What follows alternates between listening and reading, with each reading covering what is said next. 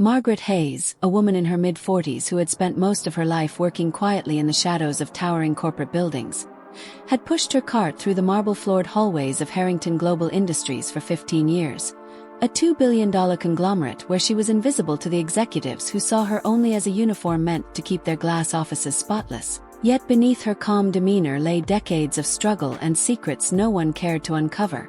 She had grown used to the disregard until one evening, while Richard Harrington, the ruthless CEO, hosted a private meeting surrounded by wealth, cigars and priceless art, she accidentally spilled her mop bucket near the conference table, and the room fell silent as Harrington seized the chance to humiliate her, ordering her to crawl on all fours while his executives laughed, her body burning with shame as she obeyed to keep the job that kept her family alive, the cruel image searing into the memories of those present. But what none of them knew was that Margaret was far from powerless, for years of working those halls had given her access to secrets that could shatter Harrington's empire. That night, broken but not defeated, she returned to the small apartment she shared with her daughter, her knees aching, her pride stinging, her heart heavy knowing her child depended on her.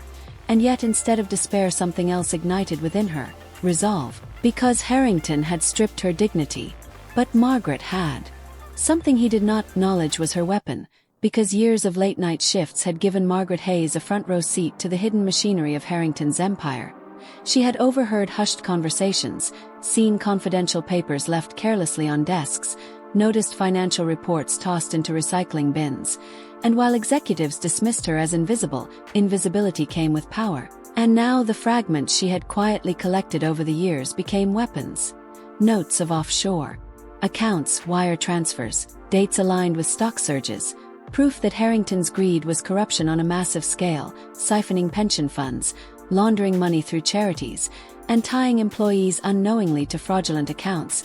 And when she showed her scribbled evidence to an old friend, a retired government accountant, his wide-eyed confirmation told her she had uncovered one of the state's largest fraud schemes. Fear shadowed every step, but the memory of crawling on her knees fueled her, and each night she gathered more, reconstructing shredded documents, snapping photos, tracing transfers, until the picture was clear.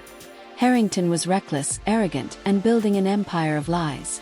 So the morning after her humiliation, Margaret walked into Harrington Global with her cart as if beginning another shift, but in truth everything was already in motion. For federal investigators stormed the building with warrants, seizing computers, boxing files, freezing accounts, chaos erupting as executives once smug in leather chairs now scrambled like animals, their whispers replaced by shouts of panic. And when Harrington himself stormed in furious, barking orders no one obeyed, the sight that stopped him cold was Margaret, no longer bowed or invisible but standing tall, cart set aside, eyes steady. And in that frozen moment, he realized the janitor he had mocked less than 24 hours ago was the very person who had undone him, the proof in her hands now burning his empire to the ground. His rage spilled into accusations, but federal agents pulled him back, handcuffs snapping shut, and as he was led away, the spectacle was complete. The powerful CEO dragged out in disgrace by the woman he had treated as nothing, the janitor who had become the force that unraveled an empire. Cameras flashed, reporters swarmed, and headlines blazed across every screen. $2 billion empire exposed in massive fraud investigation, and at the center of it all stood Margaret Hayes, the once invisible janitor who had become the empire's undoing. In the weeks that followed, Harrington Global crumbled like a house of cards.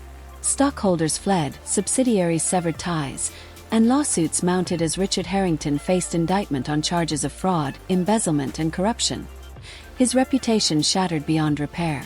Margaret's life changed, not with parades or medals, but with something far more lasting. The quiet reward of dignity restored and the pride shining in her daughter's eyes.